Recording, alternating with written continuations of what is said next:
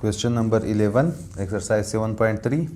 Show that the angle measured from the line 1, a1x plus b1y plus c1 is equal to 0 to the line L2, a2x plus by plus c2 is equal to 0 is tangent inverse of a1 into b2 minus a2 into b1 divided by a1 a2 plus b1 b2. Also deduce the condition of parallelism and perpendicularity. तो इस question number 11 में हमारे पास दो line given है और इन दोनों general line के जो बीच का जो एंगल होगा वो इस चीज़ के बराबर होगा। इसी चीज़ को हमें शो करना है और उसके बाद हमें वो कंडीशन भी फाइंड आउट करना है जहाँ पर हमारे पास ये दोनों लाइन पैरेलल होंगे और परपेंडिकुलर होंगे। तो सबसे पहले हम इसको शो करेंगे कि जो एंगल है बिटवीन दीज टू लाइन वो इसके बराबर है। और वो हम कैसे करेंगे, पहले हम इन दोनों लाइंस को लिखेंगे। हमारे पास लाइन 1 है a1x plus b1y plus c1 is equal to 0, इसको हम इक्वेशन नंबर 1 का नाम देंगे। और a2x plus b2y plus c2 is equal to 0, इसको हम इक्वेशन नंबर 2 का नाम देंगे। ये लाइन 1 और ये लाइन 2। तो हम इन दोनों लाइन के स्लोप को फाइंड आउट करेंगे और स्लोप के ज़रिए हम एंगल को फाइंड आउट करेंगे और उसको इस चीज़ के बराबर प्रूफ करेंगे। क्योंकि अगर हमारे पास दो लाइन आपस में इंटरसेक्ट कर रहे हो तो उनके बीच का जो एंगल बनेगा थीटा, ये थीटा हमारे पास बराबर होगा tangent inverse of m1 minus m2 divided by 1 plus m1 m2, इसके बराबर होगा। तो इसी फार्मूले को यूज़ करके हम थीटा को इसके बराबर प्रूफ करेंगे। तो सबसे पहले फ्रॉम इक्वेशन 1 हमारे पास इक्वेशन 1 में a1x plus b1y plus c1 is equal to 0। यहाँ से हम y को एक साइड पर लाएंगे, b1y हम ax और c1 को राइट हैंड साइड पर शिफ्ट करेंगे तो माइनस a1x माइनस c1। और अभी हम इस b1 को राइट हैंड साइड पर शिफ्ट करके डिवाइड करेंगे तो y is equal to minus a1 divided by y1 और साथ में x, फिर माइनस c1 भी डिवाइड होगा इस b1 के साथ। लेकिन अगर हम इसको कंपेयर करें, compare with y is equal to mx plus c, तो इधर से m हमारे पास इस minus a1 divided by y1 के बराबर होगा। तो इसको हम m1 का नाम देंगे कि m1 बराबर होगा माइनस a1 डिवाइडेड बाई, तो इधर b1 आ जाएगा। तो ये m1 की वैल्यू है। और इसी तरह हम फ्रॉम इक्वेशन 2 m2 को फाइंड आउट करेंगे। फ्रॉम इक्वेशन 2 हमारे पास equation 2 a2x plus b2y plus c2 is equal to 0। यहाँ से हम a2x और c2 को राइट हैंड साइड पर शिफ्ट करेंगे तो b2y is equal to minus a2x minus c2। जब b2 राइट हैंड साइड पर शिफ्ट होगा तो ये जाकर डिवाइड होगा तो minus a2 divided by b2x minus ये c2 भी डिवाइडेड होगा b2 के साथ।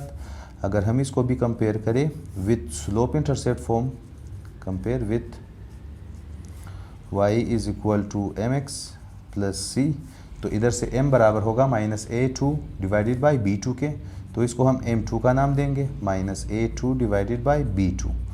तो ये दोनों हमारे पास दोनों लाइन के स्लोप्स आ गए हैं और अभी हम थीटा को इसके बराबर प्रूफ करेंगे। तो इधर हम लेट करेंगे, let theta be the angle between the lines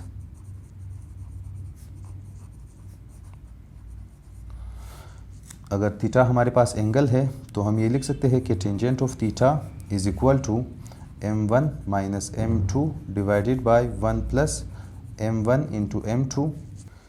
यहाँ पर हम इसको m2 माइनस m1 भी लिख सकते हैं। तो इधर हम m2 की वैल्यू को पुट करेंगे minus a2 divided by b2, फिर माइनस m1 की value minus a1 divided by b1 और नीचे हमारे पास 1 plus m1 multiply by m2, तो m1 की value minus a1 divided by b1 into minus a2 divided by b2 is equal to, अभी हम ऊपर इस b2 और b1 का एलसीएम लेंगे तो हमारे पास b1 b2 ही आ जाएगा। और अगर हम इन दोनों को इस डिनोमिनेटर पर डिवाइड कर ले तो b2 और b2 कैंसिल हो जाएंगे, b1 बच जाएगा। b1 को हम उठाकर न्यूमरेटर के साथ मल्टीप्लाई करेंगे तो a2 b1 आ जाएगा। फिर उसके बाद इधर माइनस इंटू माइनस होगा प्लस, और अभी हम इस एलसीएम को डिवाइड करेंगे इस सेकंड डिनोमिनेटर के साथ, तो इधर b1 और b1 कैंसिल होगा, b2 जाकर इस a1 के साथ मल्टीप्लाई होगा तो a1 b2 आ जाएगा, और नीचे होल डिवाइडेड बाय यहाँ पर 1 प्लस यहाँ पर माइनस इंटू माइनस होगा प्लस, और a1 a2 आ जाएगा डिवाइडेड बाय b1 b2, इन दोनों को भी हम मल्टीप्लाई करेंगे इज इक्वल टू, ऊपर हम इसको पहले लिखेंगे इसको बाद में, तो a1 b2 minus a2 b1, और नीचे हमारे पास b1 b2 और होल डिवाइडेड बाय, अभी हम इन दोनों का भी एलसीएम लेंगे तो नीचे b1 b2 आ जाएगा, और अगर हम इसको इस 1 के साथ डिवाइड कर ले तो इसका आंसर ये खुद ही आ जाएगा, और इसी को हम उठाकर ऊपर वाले से मल्टीप्लाई करेंगे तो b1 b2 फिर प्लस, अगर हम इन दोनों को इन दोनों से डिवाइड करें तो आंसर 1 आ जाएगा, 1 को अगर हम इनसे मल्टीप्लाई करें तो a1 a2 ही आ जाएगा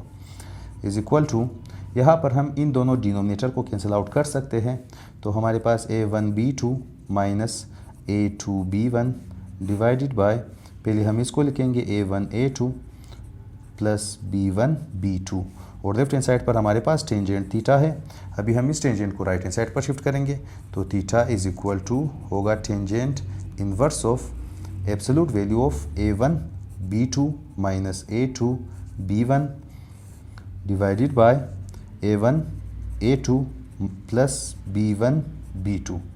तो हमें शो करना था कि जो एंगल होगा बिटवीन द लाइंस वो इस चीज़ के बराबर है, और इसी को हमने शो कर लिया है।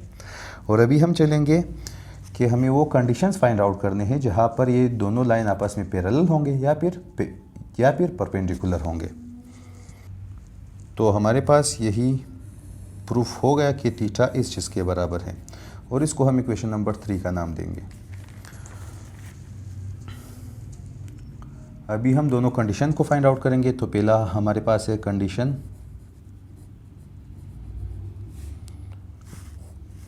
फॉर पैरेललिज्म,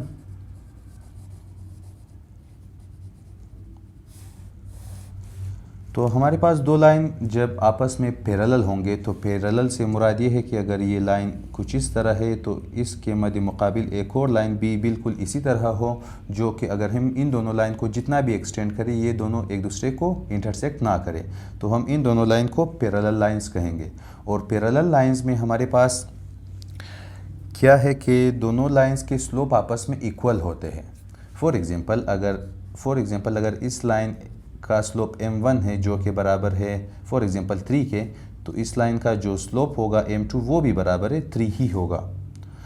तो इधर हमें ये चीज़ मालूम होना चाहिए सिंस, या इधर हम लिखेंगे फॉर पैरेलल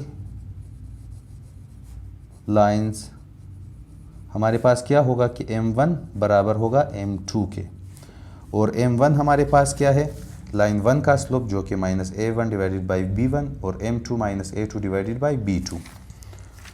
तो इधर m1 की जगह आ जाएगा minus a1 divided by b1 is equal to minus a2 divided by b2। इधर से हम दोनों साइड से माइनस माइनस को कैंसिल आउट कर सकते हैं, और हमारे पास अगर हम इन दोनों की जगह को शिफ्ट कर ले a1 डिवाइडेड बाई a2 होगा, यहाँ से b1 ऊपर चला जाएगा तो b1 डिवाइडेड बाई b2। तो अगर ये कंडीशन हो गया इन दोनों लाइंस में अगर ये कि a1 डिवाइडेड बाई a2 और b1 डिवाइडेड बाई b2 दोनों के रेशोज़ इक्वल हुए, तो इसका मतलब ये है कि दोनों लाइंस पैरेलल हैं। और आप इसी रिज़ल्ट को इसी इक्वेशन से भी डिड्यूस कर सकते हैं अगर आप इधर थीटा की जगह 0 पुट कर ले, क्योंकि जब दोनों लाइंस पैरेलल होंगे तो दोनों एक दूसरे को इंटरसेक्ट नहीं करेंगे, तो इधर हमारे पास थीटा इज इक्वल टू 0 होगा। और अभी हमारे पास होगा कंडीशन फॉर परपेंडिकुलरिटी,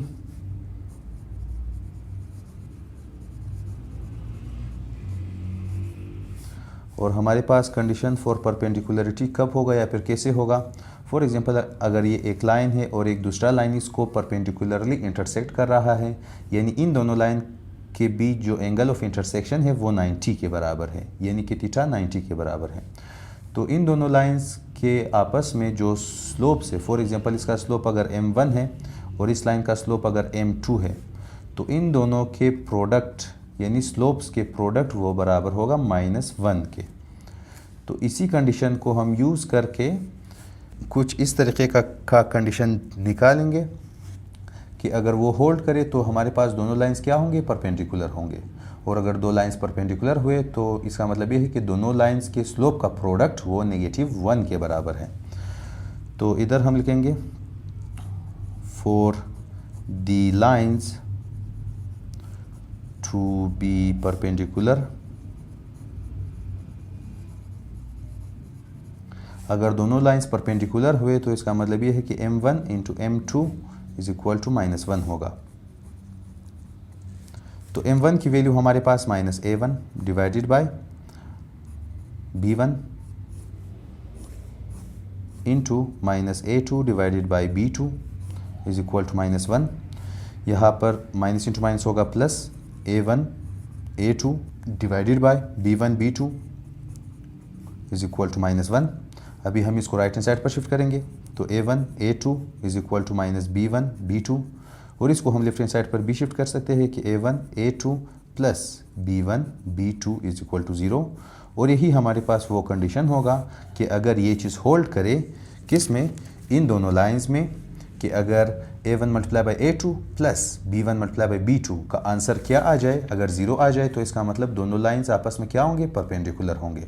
और इसी दो कंडीशन को हमें फाइंड आउट करना था। अगर आप चैनल पर नए हैं, चैनल को सब्सक्राइब करें, वीडियो को लाइक करें और शेयर करें।